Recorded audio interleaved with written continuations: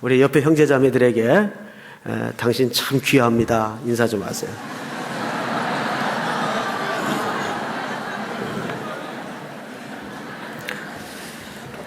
자, 귀한 건 귀한 거고 오늘 말씀을 좀 보겠습니다. 이 꿈은 참 미스테리적인 부분이 많죠. 그래서 일부 요즘 기독교인들 가운데에도 이 꿈을 굉장히 신봉하는 사람들이 있어요. 그리고 꿈을 굉장히 절대시하는 사람들도 있어요. 심지어는 모든 걸 꿈으로 진행을 합니다. 회사를 결정할 때도 굉장히 위험한 일입니다. 자, 우선 큰 원칙을 하나 설명을 드릴게요. 구약의 당시에는 또 신약까지, 즉 성경이 완성되기 전에는 하나님이 역사를 경영하고 하나님의 뜻을 전달하는 계시의 방법으로서 꿈이라는 수단을 사용했던 적이 있어요. 그건 성경에서도 말하는 내용이기 때문에 그건 틀린 내용이 아닙니다. 자, 그런데 문제는 이미 성령이 저자가 되셔서 성경을 완성했습니다. 성경 속에는 하나님이 그리스도를 통한 우리를 어떻게 사랑하시고 이 역사와 우주를 어떻게 경영하실 것인가에 대한 모든 구체적인 그림들이 전부 설명되어 있어요. 그래서 더 이상은 이런 다니엘에게 또는 요셉에게 나타났던 꿈 같은 현상들을 통해서 하나님이 직통 계시를 하시듯 우리에게 말씀하시는 것은 아닙니다. 그 분명히 아셔야 돼요. 자, 그런데 기륭화복에 대해서 우리 그리스도인들이 꿈을 의존할 것이 아니라 하나님의 말씀이 어떻게 내 인생의 문제들에 대해서 기초하고 있고 설명하는가, 이것을 우선적 가치로 삼아야 됩니다. 가끔가다 꿈이 맞는 경우가 있습니까? 없습니까? 있어요? 없어요? 있죠. 저도 가끔 꿈을 꿔요. 근데 꿈을 뭐 흑백으로 꾸느냐, 뭐 청천색으로 꾸느냐, 꿈에도 색깔이 나오죠. 예. 제가 미국에서 한국으로 나오느냐 마느냐를 이제 기도하면서 결정할 때인데, 하나님이 별로 꿈을 안 꿔요. 저는 사실 잠이 들면 그냥 거의 혼수 상태로 자는 스타일이라 꿈을 잘 안 꿉니다. 근데 꿈을 꿨어요. 아주 너무 생생한 꿈이에요. 이 건물이 길쭉한데 거기 사람들이 빼곡히 많은데 젊은 사람들이 이렇게 많아요. 해서 저는 그것을 하나님이 내게 주시는 사인이라고 생각할까 마음을 먹다가, 아니지, 꿈은 꿈일 뿐이야. 그리고는 한 닷새 정도 더 기도를 했습니다. 열심히 기도하는 가운데 그 꿈이 근거된 것보다는 사실 대학 시절에 어느 채플 시간에 잊고 있었던 설교 한 토막이 말씀을 통해서 제 마음속에 기억의 창고에 먼지를 툴툴 털고 일어나도록 하나님이 기억을 하게 하셨어요.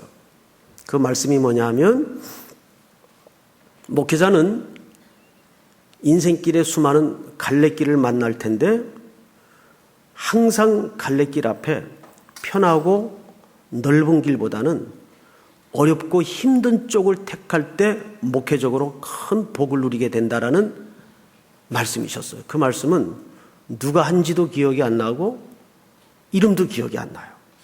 근데 채플 시간에 그저 시골 교회 어느 선배가 오셔서 채플 시간에 툭 던진 설교 한마디였습니다.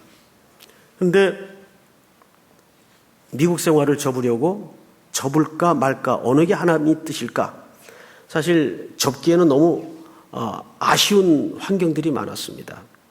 아주 공부도 덜 마쳤고 또 한국에서 매달 꼬박꼬박 그에게 장학금도 보내주셨고 또 그 공부가 끝나면 그 교회로 돌아가도록 약속이 돼 있었고 뭐 이런저런 이유로 또 목회 환경도 잘 지금 교회가 정착이 되고 부흥하고 있는 형편이었고 게다가 집사람이 미국 생활을 아주 엔조이해요. 그것은 큰 무슨 장애 요인은 아니었는데 이런저런 이유로 굉장히 갈등이 심했습니다. 또 내심 이민 생활이 힘든 부분도 있죠. 저는 참 많이 힘든 영역이 있었습니다. 그렇게 갈등의 기로에서 하나님이 그 대학 시절에 어느 채플 시간에 이름도 모를 어느 선배의 설교 한 토막을 생각나게 한 거예요. 그래서 그것이 굉장히 중요한 기초가 되었습니다. 그리고 귀국을 했죠. 해서 목회를 하는 가운데 목회 현장에서 하나님이 뜻밖에도 정말 많은 청년들을 보내주셨어요. 그리고 중간에 목회를 하는 과정에 교회가 부흥이 되니까 건축을 해야 될 거 아니에요? 근데 땅 모양이 도저히 죽었다 깨어나도 주님 다시 오시지 않는 한은 정사각형으로 나올 수 있는 환경과 땅이 안 돼요. 그래서 할 수 없이 예배당을 길게 지었습니다. 길게. 그 예배당 모양이 길쭉해요. 그래서 들어가 보면. 그것이 과연 꿈대로 됐다 안 됐다 이걸 사실 말하려는 건 아닙니다. 맞을 수도 있고 안 맞을 수도 있습니다. 그런 경우가 굉장히 많죠.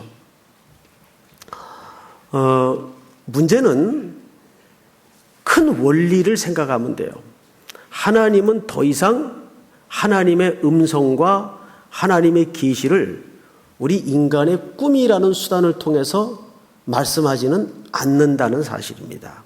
자, 그러면 오늘 다니엘이 느부갓네살의 왕의 꾼 꿈을 해석하는 측면이 도대체 성경 전체에서 무엇을 드러내고 싶은 의도일까? 그런데 이 왕이 요구하는 내용 자체가 굉장히 어거집니다. 내용을 좀 보십시다.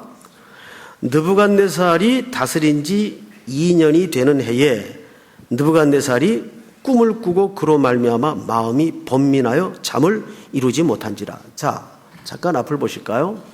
이 왕이 장차 이 나라의 운명과 역사는 어느 방향으로 진행할 것인가에 대한 미래에 대한 염려로 이 나라 책임을 맡으면 뭐 악한 정권이든지 선한 정권이든지 그런 그 역사적인 부채가 또 무게가 있지 않습니까? 그런 연으로 이제 꿈을 꾸게 되었던 것 같아요. 그런데 문제는 자기가 꾼 꿈을 잊어버린 겁니다. 단 하나 느낌만 남은 거예요. 뭔가 기분이 안 좋다. 요즘 유행어처럼 느낌만 남은 겁니다. 그래서 모든 갈대아 박사, 점쟁이, 술사들을 모아놓고 말도 안 되는 명령을 한 거예요. 내 꿈을 알고 그 꿈을 해석하는 사람은 영광을 줄 것이지만 그렇지 못한 사람들은 전부 목숨을 걸어야 된다. 아니, 꿈이 뭔지도 모르는데 어떻게 해석이 나옵니까? 근데 여러분, 이게 독재 정부일수록 또 그리고 시국이 불안하고 미래가 불확실할수록 이런 무속 신앙에 근거한 점장이들이 성행한다는 사실을 여러분 잘 아셔야 됩니다. 제가 어느 보도에 보니까 지금 점장이들이 급속도로 늘어나는 나라가 어느 나라인지 아세요? 북한입니다. 북한 사회엔 점장이들 없을 것 같죠? 아닙니다. 북한의 점장이들이 급속도로 증가를 하고 있다 그래요. 굉장히 빠른 속도로 늘어난다는 거예요. 거기도 사람이 사는 땅인지라 걱정이 많은 거죠. 이 민족의 앞날이 어떻게 될 것인가? 장래가 어떻게 진행이 될 것인가? 사람인지라 내일을 알 수 없잖아요. 그러니까 그런 무속 신앙인들에게 미래의 운명을 거는 그런 의지들이 많았겠죠. 그래서 북한에는 지금 점쟁이들이 굉장히 많이 늘어나고 있어요. 또 의외로 종교인들이 굉장히 많이 늘어나고 있어요. 그것은 단순히 기독교인들뿐만 아니라 이 스님들도 많이 불어나고 있어요.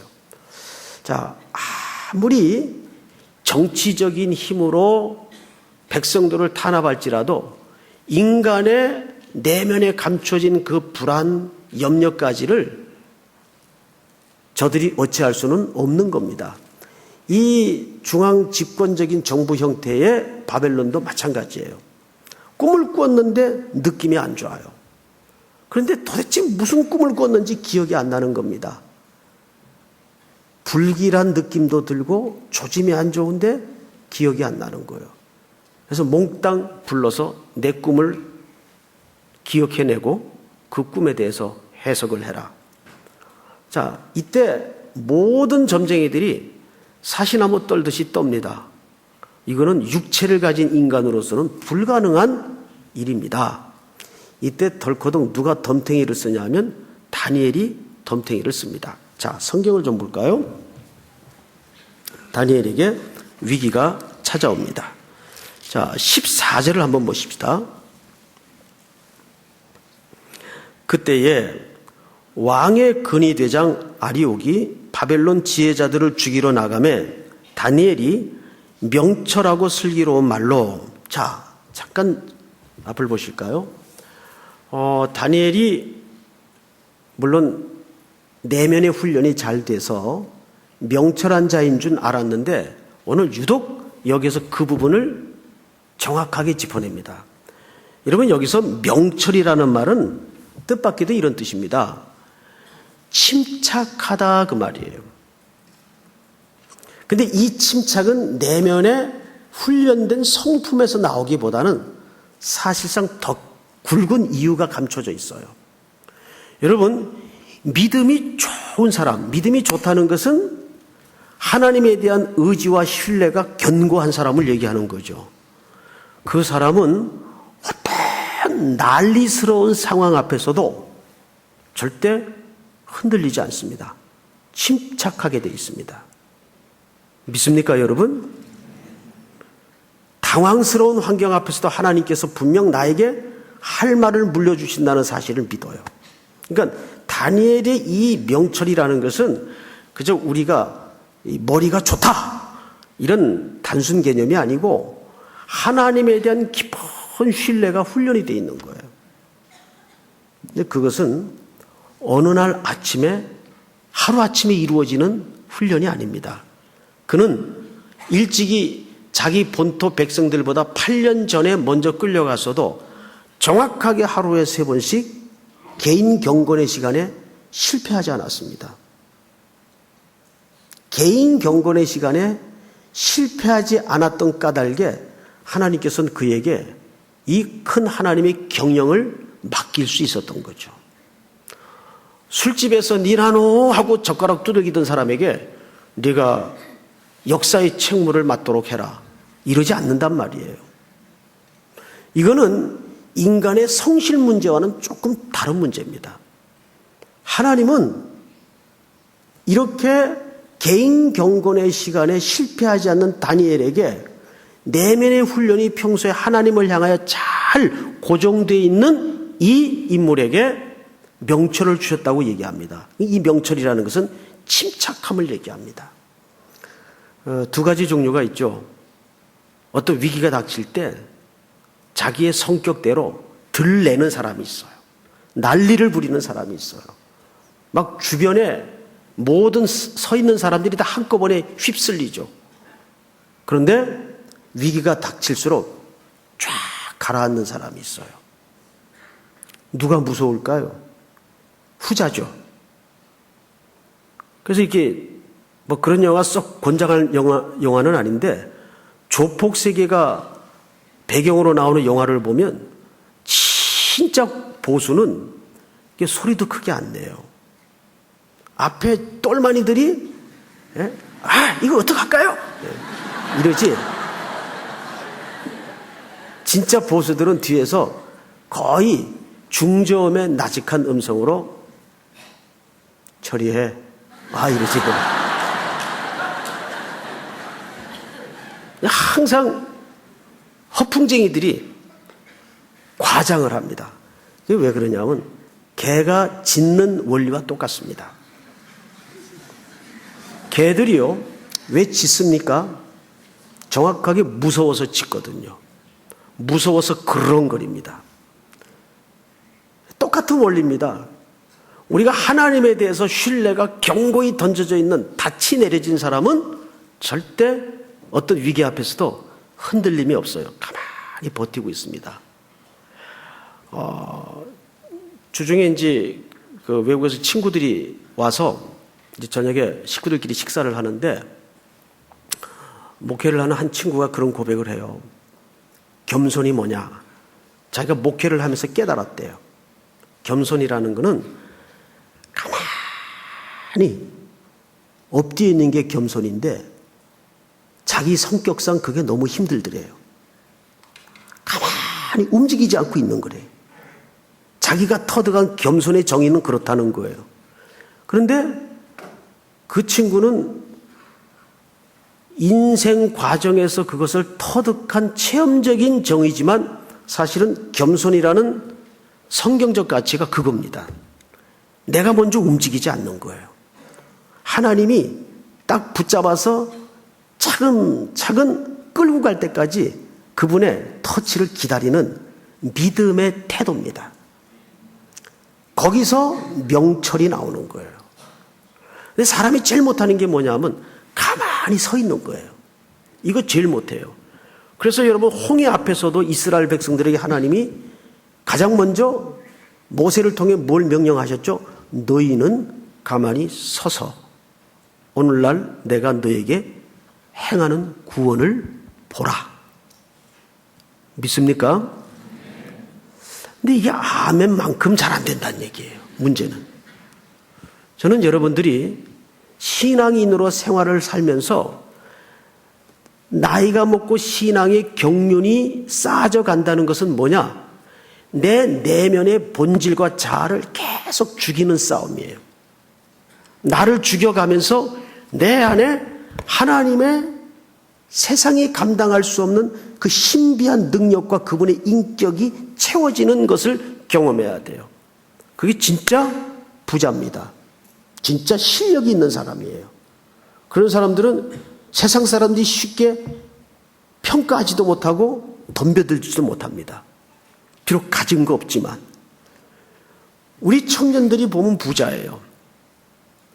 제가 이번에도 대만 가서 한 7개 연계교회를 쭉 다니면서 우리 청년들에게 사실 배우고 도전받은 게 많아요. 저 친구들이 다 일터가 있고 자기 잡이 있는데 또 어떤 친구들은 학생들 청년의 시절에 저렇게 계산 없이 다닐 수 있다는 게 능력이다. 여러분 결혼해 보세요. 애 한둘씩 딸려 보세요. 미래에 대한 걱정에 계산에 그런 헌신이 쉽게 나오지 않습니다. 근데 청년 시절은 가능해요. 전도서에서 청년이라는 정의를 어떻게 했죠? 청년이라는 정의는 전쟁 때 소집당하는 자를 청년이라고 말합니다.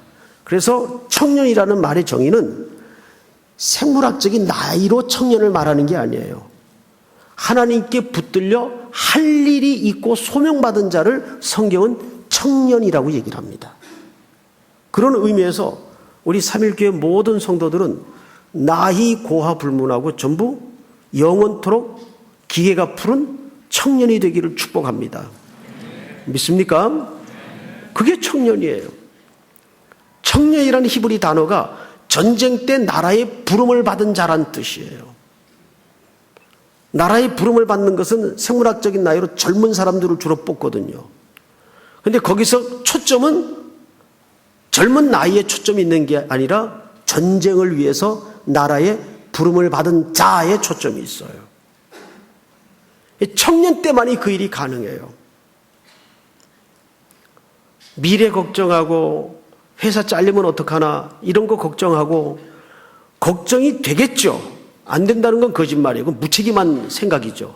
그러나 그것마저도 하나님 앞에 맡기는 거예요. 믿습니까? 오늘 다니엘이 여기서 이런 위기 앞에 단단하게 흔들리지 않고 무엇로 극복해낼 수 있었느냐? 명철입니다. 움직이지 않는 거예요. 여기에도 분명히 하나님께서 무슨 대안을 갖고 계실 것이다. 그 다니엘은 잘 훈련된 개인의 경건의 태도와 연습을 통해서 하나님에 대한 신뢰가 견고했던 자예요. 자, 이제 보십시다. 26절을 볼까요? 28절. 오직 은밀한 것을 나타내실 이는 하늘에 계신 하나님이시라. 그가 느부갓네살 왕에게 후일에 될 일을 알게 하셨나이다. 왕의 꿈은 곧 왕이 침상에서 머릿속으로 받은 환상은 이러하나이다. 29절 시작. 왕이여, 왕이 침상에서 장래일을 생각하실 때에 은밀한 것을 나타내시는 이가 장래일을 왕에게 알게 하셨사오며 내게 이 은밀한 것을 나타내심은 내 지혜가 모든 사람보다 낫기 때문이 아니라 오직 그 해석을 왕에게 알려서 왕이 마음으로 생각하던 것을 왕에게 알려 하심이니이다. 시작. 왕이여, 왕이 한 큰 신상을 보셨나이다. 그 신상이 왕의 앞에 섰는데 크고 광채가 매우 찬란하여 그 모양이 심히 두려우니 그 우상의 머리는 순금이요 가슴의 두 팔은 은이요 배와 넓적다리는 노시요 종아리는 쇠요 그 발은 얼마는 쇠요 얼마는 진흙이었나이다. 또 왕이 보신즉 손대지 아니한 돌이 나와서 신상의 쇠와 진흙의 발을 쳐서 부서뜨리매 쇠와 진흙과 놋과 은과 금이 다 부서져 여름 타작 마당에 겨같이 되어 바람에 불려간 곳이 없었고 우상을 친 돌은 태산을 이루어 온 세계에 가득하였나이다.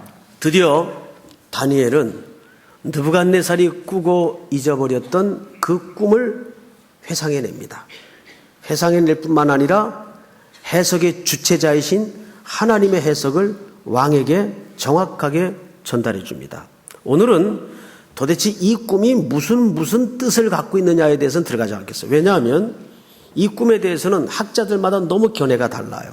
그리고 특별히 이 부분은 왜 견해가 다를 수밖에 없는가 하면 히브리어로 기술된 부분이 아니고 히브리어와 유사한 아람어로 쓰여져 있습니다. 그래서 학자마다 번역도 좀 다르고 이해도 다르고 관점이 달라요. 특별히 세대주의자들은 이것을 국가로 이해를 합니다. 그래서 이 적용을 오늘날에도 적용을 해요. 그래서 심지어는 한때는 고레스가 누구냐? 고르바초프다. 뭐 이래가지고 엉뚱한 소리를 하는 사람도 있었어요. 마지막 제국은 어느 나라냐? 뭐 미국이다. 근데 미국이 영원할 것 같더니만 지금 중국이 미국을 바짝 붙잡고 있죠? 자, 우리는 이 꿈이 도대체 제국의 흥망성쇠를 얘기하는 거냐? 이 바벨론이란 나라의 4대에 걸쳐 왕들이 지고 뜨는 것을 얘기하는 거냐? 오늘 그 해석은 워낙 논란이 많은 주제이기 때문에 안 들어가겠습니다. 그러나 저는 세대주의적 해석은 굉장히 경계할 것을 여러분들에게 부탁합니다. 자, 우선 그건 차치하고 오늘 여기 결론을 우선 말씀드리겠습니다. 이 본문이 말하는 것은 왕이 장래 이 민족의 역사와 국가가 제국이 어떤 방향으로 흘러갈 것인가에 대한 걱정으로 잠이 들었다가 꾼 꿈을 이제 하나님의 해석에 의해서 다니엘이 왕에게 정확히 전달을 합니다. 이때 어떤 일이 벌어지는가 보십시오. 46절. 우리 오늘 찬양을 해주신 우리 찬양대원들 전체 한번 오케스트라까지 같이 읽겠습니다. 시작.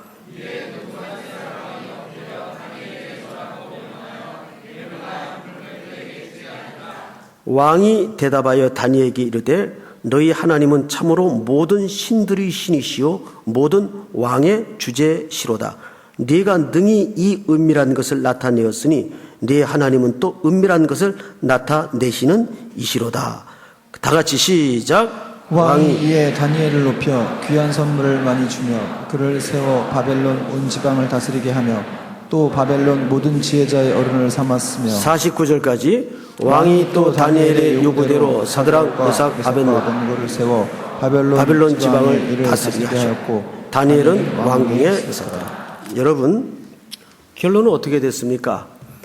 이 꿈을 해석해 준 다니엘이 왕의 절을 받습니다. 그리고 그로 말미암아 하나님이 영광을 받게 되죠. 모든 신위에 뛰어난 분이 네 하나님이시구나. 자, 그런데 우리는 다니엘이 높아졌다는 데 초점을 맞춰서는 안 되고 도대체 이 전체 꿈이 어떤 역사의 맥락을 다니엘을 통해 성경 속에 드러내고 싶었는가를 알아야 돼요. 우리는 몇 가지로 정리를 좀 하겠습니다. 첫째.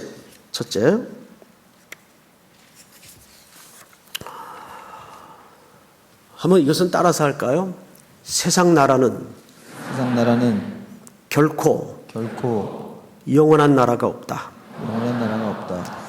이것이 세대주의자들의 그 견해처럼 나라와 나라 간의 흥망성쇠를 말하는 것인지 아니면 왕조의 부흥과 몰락을 말하는 것인지 그거는 오늘 별로 중요한 주제가 아닙니다. 문제는 이 느부갓네살이 꾸었던 꿈의 내용을 통해서 우리는 한 가지 분명히 알 수 있는 사실은 이 땅의 나라는 영원한 제국이 있을 수 없다는 겁니다. 대영 제국, 일본, 로마 마찬가지입니다. 북쪽도 언젠가는 끝이 나겠죠. 참 궁금해요. 하나님이 이 극단의 양민족 조그만 반도를 이 역사 말미에 이렇게 갈라지게 하셔서 이렇게 전혀 다른 그림을 보여주시고 한때는 평양은 제1의 예루살렘 그리고 거기에 신앙생활하던 성도들이 밀려 내려가서 다시 이 땅에 기독교의 부흥을 일구었는데 이제 이 둘을 하나님이 역사 끝에 어떻게 사용하실지 그게 우리 성도로서는 굉장히 궁금합니다. 자, 그러나 분명한 것은 개인의 종말이 있듯이 역사의 종말이 분명히 있다는 사실입니다. 어떤 제국도 영원하지 않다는 거죠. 김씨 왕조도 영원할 수 없다는 겁니다. 자, 그러면 두 번째로 누가 승리할 것인가? 오늘 2장에 보면 이런 힌트 하나를 감춰놓고 있습니다. 몇 절을 보시냐면 34절을 보세요. 2장 34절 또 왕이 보신즉 손대지 아니한 돌이 나와서 자, 우리 성경 한 구절을 좀 볼까요? 자막으로 마가복음 12장 한번 같이 읽읍시다. 시작. 너희가 성경의 건축자들이 버린 돌이 모퉁이의 머릿돌이 되었나니. 또 시편 95편 1절 다 같이 시작. 오라 우리가 여호와께 노래하며 우리의 구원의 반석을 향하여 즐거이 외치자. 마지막으로 계시록 11장 15절 시작. 일곱째 천사가 나팔을 불매 하늘에 큰 음성들이 나서 이르되 세상 나라가 우리 주와 그의 그리스도의 나라가 되어 그가 세세토록 왕 노릇하시도다 하니. 할렐루야. 자, 여러분 여기에서 최종적으로 마지막에 모든 것을 격파하고 무너뜨리는 존재가 누구로 등장하냐면 손대지 아니한 돌이 나와서 이렇게 돼 있어요. 자, 손대지 않은 돌이 어떤 돌이겠어요? 이 말은 인간의 작용에 의한 돌이 아니란 뜻이에요. 뜨인 돌이라는 뜻입니다. 믿습니까? 그러면 유일하게 인간이 손대지 않는 뜨인 돌은 어떤 돌을 말할까요? 예수 그리스도를 얘기합니다. 언제나 예수 그리스도는 건축자의 버린 돌이 되고 그 버린 돌이 교회의 머릿돌이 됩니다. 그리고 그 돌이 오늘 이 꿈에서 마지막 최종 승리자가 돼요. 자, 그러면 역사의 답은 명명백백해집니다. 이 역사의 최종 승리는 누구에게 있다는 얘기입니까? 그리스도로 말미암아 최종 승리가 있다는 얘기예요. 최후 승리를 얻기까지. 이 찬송 여러분들 아시죠? 최후 승리의 마지막 승자는 그리스도십니다. 그것이 요한계시록 11장에서 말하고 있는 모든 역사의 마지막 결론이에요. 그래서 우리는 오늘 세 가지로 결론을 좀 맺고 싶습니다. 이 세상에서 과연 예수 그리스도로 말미암아 영원한 것이 뭘까? 모든 역사는 유한해요. 다 유행도 유한. 넥타이도 보면 좁아졌다 넓어졌다 좁아졌다 그 패턴밖에 없어요. 지금도 또 좁아져요. 그냥 그거 바꾸지 말고 그대로 매세요. 또 넓어집니다. 예? 제가 70년대부터 넥타이를 맸는데 40년 동안 넥타이를 매본 결과 패턴은 좁아졌다 넓어졌다 좁아졌다 넓어졌다. 다 한계가 있어요. 아가씨 쪽의 몸매가 절대 영원히 안 허물어질 것 같죠. 어느 날 보일 수 없는 몸매가 되는 겁니다. 그러니까 영원한 게 없어요. 말도 영원한 게 없고 유행도 영원한 게 없고 다 유한합니다. 세상의 속담도 유한합니다. 아는 길도 물어서 가라. 요즘 아는 길은 바로 가라 그럽니다. 유행도 다 달라져요. 옛날에는 애들이 물어요. 엄마 아빠 나 어디서 났어? 그러면 말하기 거시기 하니까 다리 밑에서 주웠지. 요즘은 뭐라 그러는지 아세요? 다운로드 받았지 그런데. 희한하죠? 세태가 그래요. 애를 어떻게 다운로드 받습니까? 그 센스 있는 아빠인지 아닌지 모르겠는데 모든 게 다 변합니다. 그런데 한 가지가 안 변해요. 자, 우리 마지막으로 히브리서 13장을 직접 찾읍시다. 히브리서 13장 8절 다 같이 시작. 예수 그리스도는 어제나 오늘이나 영원토록 동일하시니라. 할렐루야. 누가 영원하세요? 예수 그리스도. 제가 오늘 잠깐 나오다가 찬송가에 보니까 그런 찬송이 있더라고요. 135장에 어저께나 오늘이나 어느 때든지 영원토록 변함없는 거룩한 말씀, 믿고 순종하는 이의 생명 되시며 한량없이 아름답고 기쁜 말일세. 어저께나 오늘이나 영원 무궁히 한결같은 주 예수께 찬양합니다. 세상 지나고 변할지라도 영원하신 주 예수 찬양합니다. 한 절만 더 읽어드릴게요. 엠마오로 행하시던 주님 오늘도 한결같이 우리 곁에 함께 계시고 우리들을 영접하러 다시 오실 때 변함없는 영광의 주 친히 배우리. 어저께나 오늘이나 영원 무궁히. 때로는 CCM도 좋은 찬양이 너무 많은데 이 찬송가에도 보면 우리 아버지 어머니 세대들이 불렀던 힘을 주었던 그리고 영광을 받았던 좋은 찬양들이 참 많습니다.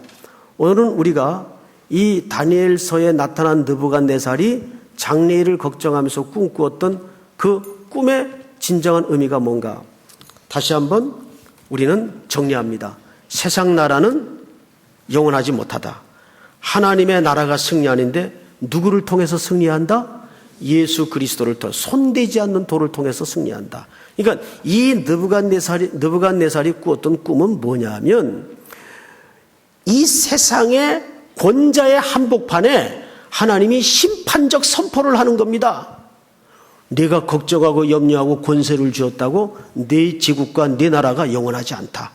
오직 영원할 나라는 오실 손대지 않는 돌, 뜨인 돌, 머릿돌 대신 예수 그리스도를 통해서만이 그 나라만이 영원할 것이다. 그래서 우리가 그 나라의 백성으로 콜링받고 이 땅에 살아갈 목적과 소명이 있다는 것은 진짜 누구 말대로 로또 맞은 겁니다. 그 이상이죠. 대박을 맞은 거죠. 오늘도 여러분들이 이 늦은 저녁 시간까지 종일 예배를 드리고 찬양을 드리고 사람을 만나고 교제한 이 일이 결코 무의미하지 않습니다. 결코 헛되지 않습니다. 여러분들이 이곳저곳을 다니면서 흘렸던 눈물과 땀과 기도의 시들이 전부 하나님의 복음의 능력을 통해서 발하고 꽃피고 열매 맺을 것입니다. 그리고 역사의 저 끝에 하나님은 우리를 손들어 환영하시고 천군 천사들의 나팔 소리와 함께 우리를 데리러 반드시 오실 것을 우리는 믿습니다. 그날까지 여러분들의 걸음걸음이 지침이 없이 다시 한번 복된 붙들림이 있기를, 소성함과 회복이 있기를 주의 이름으로 축복합니다. 우리 다 일어나십시다. 문들아 머리 들어라.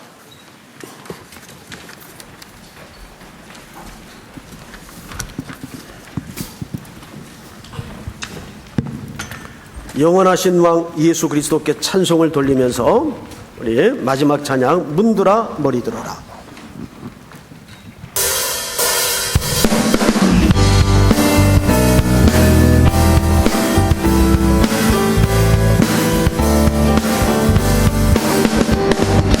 문들아 머리 들어라.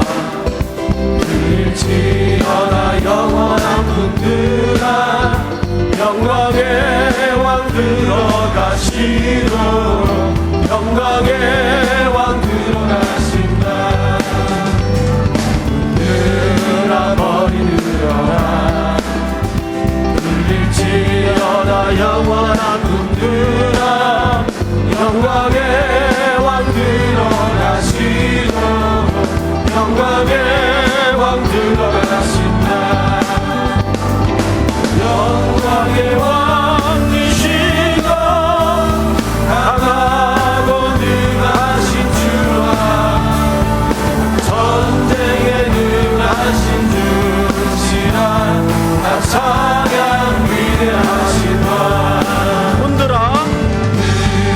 머리 들어라. 들릴지어다 영원한 문들아. 영광의 왕 들어가시고. 영광의 왕 들어가신다. 다시 한번 문들아 머리 들어라. 들릴지어다 들릴지어다 영원한 문들아. 영광의 왕 들어가시고. 영광의 왕 들어가신다. 영광의 왕이시여 강하고 능하신 주와 전쟁에 능하신 주시라. 찬양 위대하신 영광의 왕이시여 영광의 왕이시여 강하고 능하신 주와 전쟁에 능하신 주시라. 나 찬양 위대하신 왕. 왕의 만세. 왕의 만세. 당신은 영광의 왕이라. 나 찬양 위대하신 왕께 만세. 왕께 만세. 왕께 만세. 당신은 영광의 왕이라. 나 찬양 우리 다 같이 손을 들고 왕께 만세. 왕께 만세. 왕께 만세. 당신은 영광의 왕이라. 나 찬양 위대하신 왕. 우리 이 시간 다 같이 한번 눈을 감고 소리내어 통성으로 기도한 다음에 헤어지십시다. 먼저는 만주의 주가 되시고 만왕의 왕이 되신 왕께서 오늘도 우리의 아버지가 되시고 우리의 왕이 되시고 역사의 주체자가 되시는 줄을 믿습니다. 세상 나라는 유한하고 멸망했다가 부흥했다가 또 멸망할 수밖에 없지만 하나님의 나라는 영원하신 줄을 믿습니다. 우리가 오늘도 그 나라 백성이 되어서 여기 서 있음을 감사합니다. 우리 기도하십시다. 그리고 이 한 주간의 삶을 위해서 기도하십시다. 오늘 들었던 말씀, 주신 말씀이 내 삶 속에 그대로 능력으로 녹아질 수 있도록 도와주시고 영원한 가치에 우리의 운명을 거는 순종이 있도록 도와주시옵소서. 또 시작되는 모든 농어촌 수도권 군선교 그리고 캄보디아, 미얀마, 오키나와 모든 선교의 여정에 동행해 주시옵소서. 우리 다 같이 한번 주여 부른 다음에 소리내어 통성으로 기도합니다. 주여. 사랑하시는 하나님 아버지, 은혜를 진심으로 감사합니다. 불같은 성령이 임하셔서 하나님의 나라, 하나님의 제국이 임할 수 있도록 인도하여 주시는 줄을 원합니다.